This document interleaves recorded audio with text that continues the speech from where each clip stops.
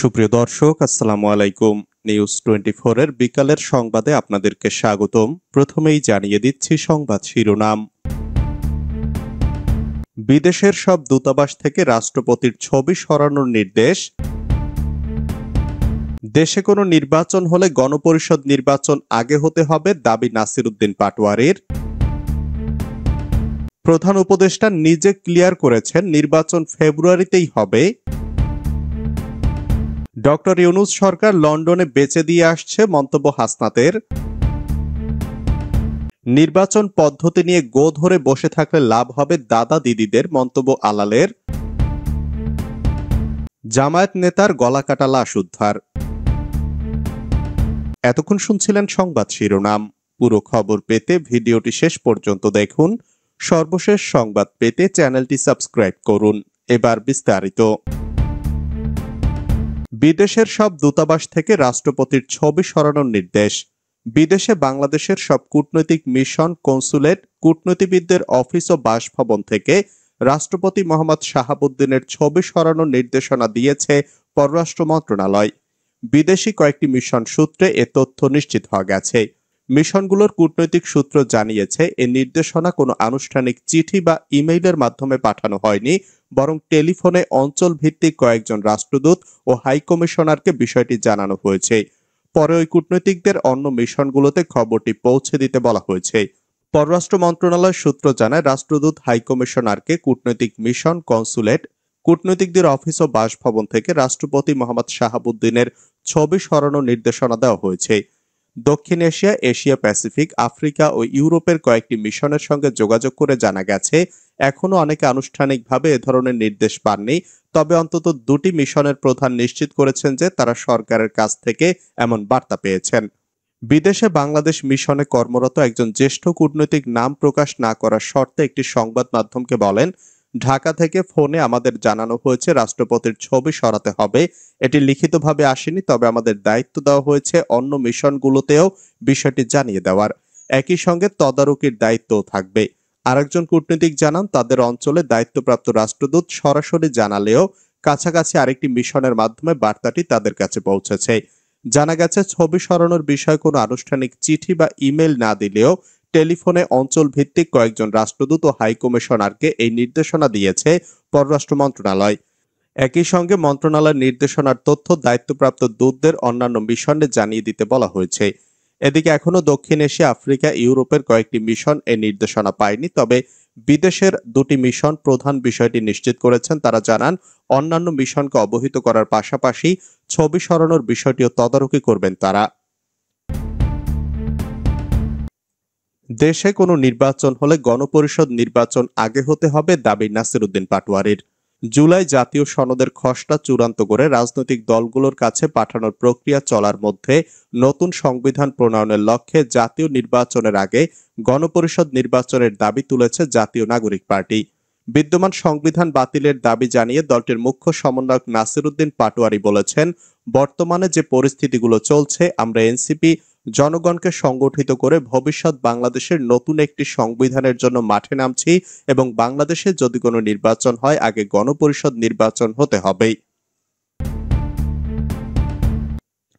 প্রধান উপদেষ্টা নিজে ক্লিয়ার করেছেন নির্বাচন ফেব্রুয়ারিতেই হবে।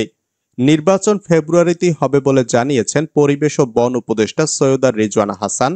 তিনি বলেন, নির্বাচন নিয়ে সরকারের অবস্থান স্পষ্ট। প্রধান উপদেষ্টা বলেছেন, ফেব্রুয়ারির প্রথমার্ধে জাতীয় নির্বাচন, সেভাবে প্রস্তুতি নিতে বলা হয়েছে ইসিকে। ইসিও সেই নির্দেশনা মোতাবেক প্রস্তুতি নিচ্ছে। নির্বাচন নিয়ে প্রধান উপদেষ্টার বক্তব্যই অন্তর্বর্তী সরকারের অবস্থান, এমনটা জানিয়েছেন এই উপদেষ্টা। রোববার দুপুরে সচিবালয়ে সাংবাদিকদের তিনি এ কথা বলেন। এর আগে একনেকের সভায় অংশ নেন উপদেষ্টা সৈয়দা রিজওয়ানা হাসান। ডক্টর ইউনূস সরকার লন্ডনে বেচে দিয়ে আসছে, মন্তব্য হাসনাতের। যাকে গণ অভ্যুত্থানের পর সরকার প্রধান বানানো হয়েছে, তিনি লন্ডনে গিয়ে সিজদা দিয়ে এসেছেন। পৃথিবীর ইতিহাসে এমন কোনো ঘটনা আছে কিনা অন্তর্বর্তী সরকার প্রধান এবং একটি রাজনৈতিক দলের ভারপ্রাপ্ত চেয়ারম্যানের সঙ্গে বসে প্রেস কনফারেন্স করছেন?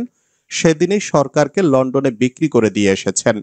শনিবার ঢাকার বাংলা মোটরে জুলাই সনদ বাস্তবায়নে গণপরিষদ নির্বাচন শীর্ষক এক আলোচনা সভায় এসব মন্তব্য করেন জাতীয় নাগরিক পার্টির দক্ষিণাঞ্চলের মুখ্য সংগঠক হাসনাত আব্দুল্লাহ। হাসনাত আব্দুল্লাহ মনে করেন, আসন ভাগাভাগি বা সমঝোতার মাধ্যমে নির্বাচন মানে হবে মধ্যরাতের ভোটের পুনরাবৃত্তি।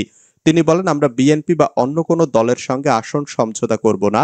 জনগণের সামনে বিকল্প থাকতে হবে। আগের মতো ওসি নির্ভর বা প্রশাসন নির্ভর নির্বাচন আমরা চাই না। আলোচনার এক পর্যায়ে তিনি সরাসরি বলেন, আমরা বিক্রি হতে আসিনি, আসন দিয়ে আমাদের কেনা সম্ভব নয়। নতুন বাংলাদেশ গড়াই আমাদের লক্ষ্য। জনগণের আস্থা থাকলেই আমরা টিকে থাকব। নির্বাচন পদ্ধতি নিয়ে গো ধরে বসে থাকলে লাভ হবে দাদা দিদিদের, মন্তব্য আলালের। নির্বাচন পদ্ধতি নিয়ে গো ধরে বসে থাকলে আমাদের কোনো লাভ হবে না, লাভ হবে দাদাদের আর দিদিদের বলে মন্তব্য করেছেন বিএনপি চেয়ারপারসনের উপদেষ্টা সৈয়দ মোয়াজ্জেম হোসেন আলাল। রবিবার রাজধানীর জাতীয় প্রেস ক্লাবের আব্দুস সালাম হলে আয়োজিত এক আলোচনা সভায় তিনি মন্তব্য করেন। মোয়াজ্জেম হোসেন আলাল বলেছেন, নির্বাচন কোন পদ্ধতিতে হবে তার জন্য একটা কাঠামো তৈরি করা উচিত, যেখানে লেখা থাকবে যারাই দায়িত্বে আসুক তারা পরবর্তীতে এই পদ্ধতিগুলো নিয়ে পরীক্ষা নিরীক্ষা করবে। এরকমটা হলে পরে কিন্তু কুয়াশাটা অনেকাংশে কেটে যাবে।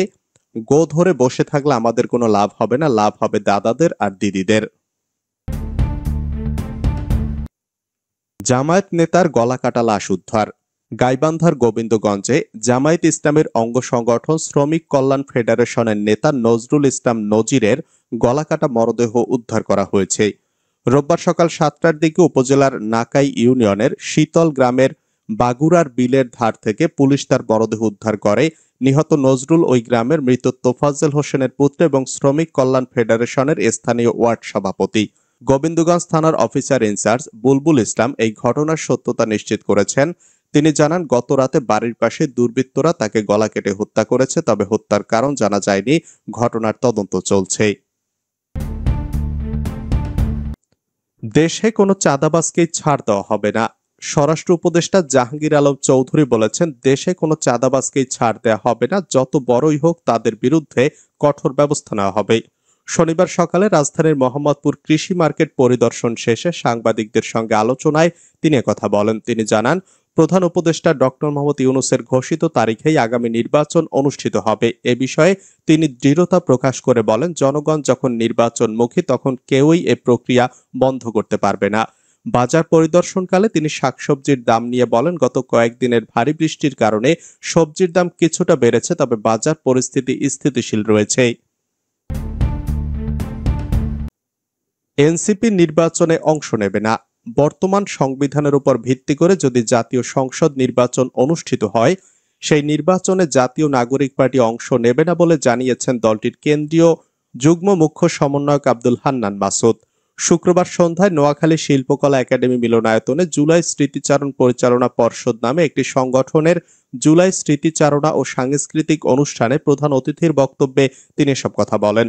আব্দুল হান্নান মাসুদ বলেন, আমাদের মূলা ধরিয়ে একটি রাজনৈতিক দলের সঙ্গে চুক্তি করে doctor Mohammad Yunus safe exit নিতে চেয়েছেন। সবগুলো রাজনৈতিক দলকে বাদ দিয়ে একটি নির্দিষ্ট রাজনৈতিক দলের সঙ্গে বৈঠক করে নির্বাচনের তারিখ দিয়েছেন। জুলাই সনদের আইনি ভিত্তি দিতে হবে দাবি করে তিনি বলেন, যতক্ষণ পর্যন্ত এই জুলাই সনদের কোনো আইনি ভিত্তি হবে ততক্ষণ পর্যন্ত আমরা জুলাই যোদ্ধা সবাই এক একজন দেশদ্রোহী। জুলাই সনদের আইনি ভিত্তি না দিয়ে সরকার আমাদের ফাঁসিতে ঝোলাতে চায়। অনেকে আমাদের বলে আমরা নাকি জুলাইয়ের গাদ্দার। জুলাইয়ের সঙ্গে সবচেয়ে বড় গাদ্দারি করেছে বর্তমান ইন্টারিম সরকার।